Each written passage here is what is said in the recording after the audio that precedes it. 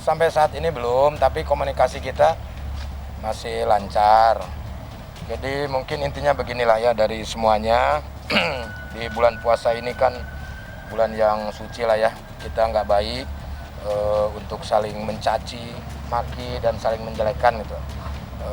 Intinya mungkin gini, dari pihak keluarga Natali sudah minta maaf dan saya secara pribadi juga sudah memaafkan dengan mungkin mereka emosi dan yang lain-lain. Terus keluarga juga alhamdulillah udah bisa saya redam.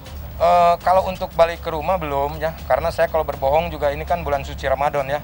Cuman saya pikir udah dia untuk menenangkan diri dulu, karena kan dia stres juga lah ya dengan kejadian seperti ini. Udah ditenangin aja dulu, kita santai, yang penting keep in touch ya. Wes bahasa Inggris kan. Yang penting kita tetap berhubungan lah gitu ya. Maksudnya tetap berkomunikasi, saya tetap mensupport dia dengan bulian-bulian netizen yang begitu hebatnya gitu kan. Mungkin kalau saya mah udah biasa ya kan. Udah berapa puluh tahun saya di dunia seperti ini, tapi kalau Natali kan baru ya kan. Baru melihat seperti itu, artinya saya harus tetap mensupport dia lah ya, karena kasihan dia lagi isi, kasihan sama bayinya. Yang jelas di sini mah saya minta maaf aja lah atas kejadian ini. Minta maaf. Mungkin ini buat pelajaran istri saya dan juga buat kita semua lah. Jadi kalau masalah keluarga ya cukup kita yang tahu, jangan share-share ke media sosial gitu. Dan Natali juga nggak salah sebetulnya kan. Yang salah tuh tetap saya, karena ditimbulkan permasalahannya itu kan dari saya. Tapi mungkin karena tidak bisa menahan emosi, yang akhirnya dia men-share itulah ke media sosial media. Tapi ya dia juga udah minta maaf sama saya, sama-sama lah gitu. Sama-sama kita belajar dalam membangun rumah tangga ini. Yang penting ya berumah tangga itu kan harus sabar. Sesuatu hal itu tidak ada rumah tangga yang tidak ada permasalahan, pasti ada permasalahan. Mungkin karena situasinya yang berbeda gitu. Umur saya yang sekian, Natali yang ya jauh berbeda gitu, dia baru dalam rumah tangga ya, jadinya lah ya seperti ini. Tapi saya harap sih ini adalah sebuah pelajaran untuk kita semua lah ya. Yang jelas mungkin ini adalah sebuah kesalahan di mana saya pribadi sebagai kepala rumah tangga lah ya, meminta maaf atas semuanya. Mungkin yang terjadi juga tidak sesuai dengan ekspektasi, ya saya memaklumi lah, karena Natali ya masih emosinya juga masih labil lah mungkin ya. Mungkin dia kaget sebagai istri, karena dia belum pernah merasakan menikah ya, berumah tangga. Mungkin terbawa lah, jadi berasanya dia masih pacaran lah ya. Kalau yang masih pacaran itu kan pasti mengekspresikannya itu ke sesuatu hal yang ya seperti ini gitu. Ya mudah-mudahan aja ini menjadi pelajaran lah ya buat Natali, buat saya juga. Kalau mau menyalahkan semuanya ya ini udah salah saya lah, karena apapun itu imam yang harus mempertanggungjawabkan semua ya. Karena saat ini juga saya komunikasi juga lancar sama Natali, apalagi sekarang kan udah ada bayi ya kan, kasihan sama bayinya. Apapun itu percakapan yang ada di media sosial atau di YouTube dan yang lain-lain ya, saya minta mohon maaf lah, mohon maaf yang sebesar-besarnya atas kejadian inilah gitu ya. Di sini tanpa kita harus menjelekan siapapun lah gitu. Yang terpenting pasti nanti akan ada waktunya ya kan, karena saya juga nunggu dari dianya untuk kembali ke rumah, tapi saat ini mungkin masih banyak juga pekerjaan yang harus dilakukan di rumah, di tempatnya dia gitu. Jadi kita tunggu aja lah nanti hasilnya. Yang jelas saya menginformasikan kepada semua bahwa saat ini komunikasi saya lancar, tidak ada apa-apa, baik-baik aja lah. Gimana?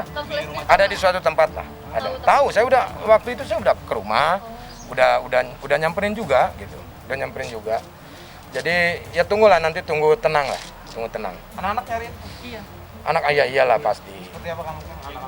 Ya nggak bisa ya kalau anak-anak saya mah mungkin diajarkannya tidak terlalu ikut campur dalam urusan keluarga.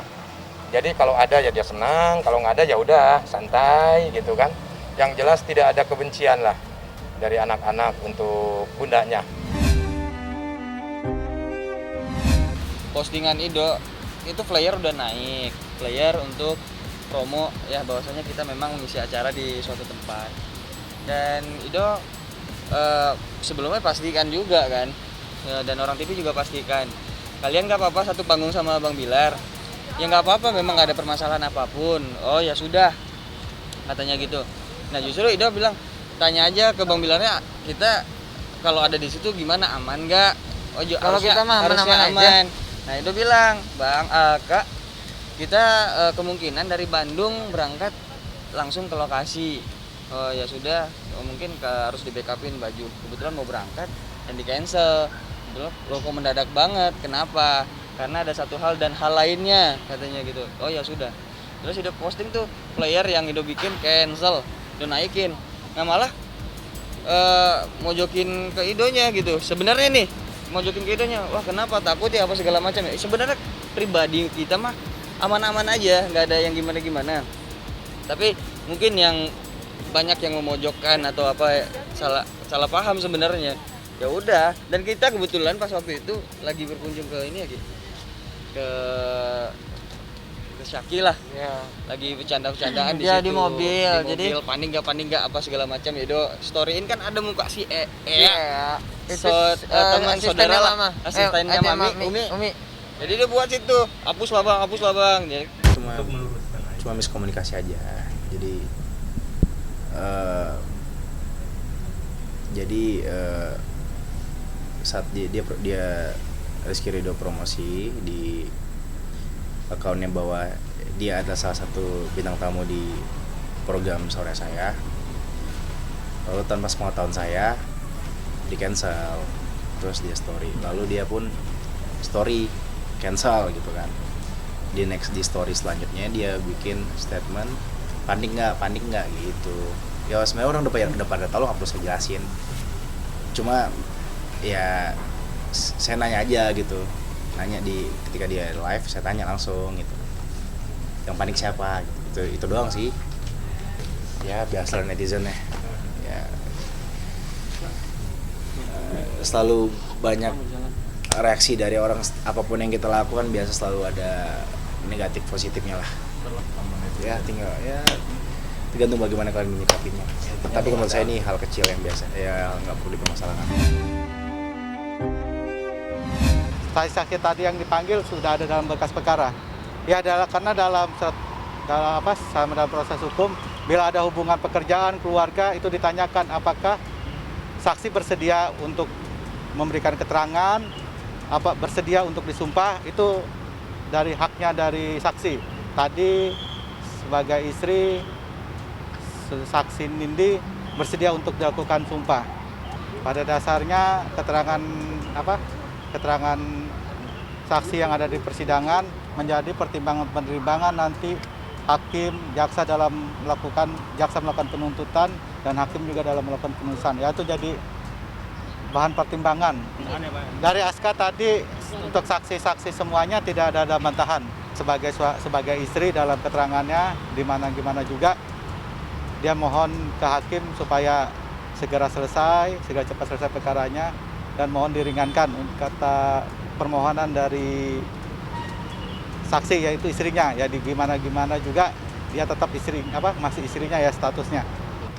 Saya tidak bisa mengomentari pendapat keterangan saksi Ibu Nindi. Yang jelas tadi ditanya oleh majelis hakim kepada terdakwa Bapak Askara bahwa keterangan yang disampaikan Ibu Nindi menurut beliau sudah benar.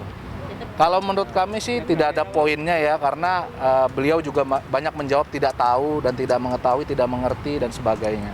Itu aja. Tentu saja saya tidak tahu, saya tidak bisa menjawab itu apakah atas keinginan Bu Nindi atau JPU. Kemungkinan besar sih JPU yang mengundang. Sebenarnya beliau bukan nggak berkenan untuk bicara di media, tetapi lebih pada dia mendiamkan aja. Tidak perlu kemudian dia harus berkomentar yang berlebihan gitu loh. Pastilah, cuma kerugiannya apa aja saya belum tahu. Pasti itu ngefek ya, ada dampak lah di situ. Saya belum sampai deteksi ke sana karena ruang lingkup kami kan sebagai kuasanya kan hanya bicara tentang perkara ini aja. Tapi kalau terkait sama yang lain kita tidak punya kewenangan untuk bertanya ini segala macam ya. Itu dimungkinkan ya, kita lihat nanti. Ya, selama ini memang karena beliau itu tipikalnya adalah pemaaf, orang yang sabar kan gitu. Kalau suatu saat memang ini sudah kita anggap keterlaluan dan kita lihat ada celah hukum yang lain yang kemudian perlu kita lakukan upaya hukum, ya kita akan lakukan. Ya namanya juga hormon lagi naik turun, nangis. Kalau misalnya, Kak sayang kamu sholat dong, ya ntar dulu sayang aku ini dulu. Kamu tuh sholat, kamu jangan dengan itu gitu deh. Sayang udah makan belum? Belum nih, begini. Kamu terus makan, kamu kan banyak kerjaannya. Gitu, biasa sensitif aja. Perasaan sedih, mood swing, atau gangguan mood pada kehamilan tuh seringkali dianggap wajar. Tetapi bila berlebihan, itu namanya depresi. Kita bilangnya adalah antenatal depression atau depresi antenatal. Nah, itu adalah suatu kondisi yang sebetulnya akan sangat membebani kehamilannya.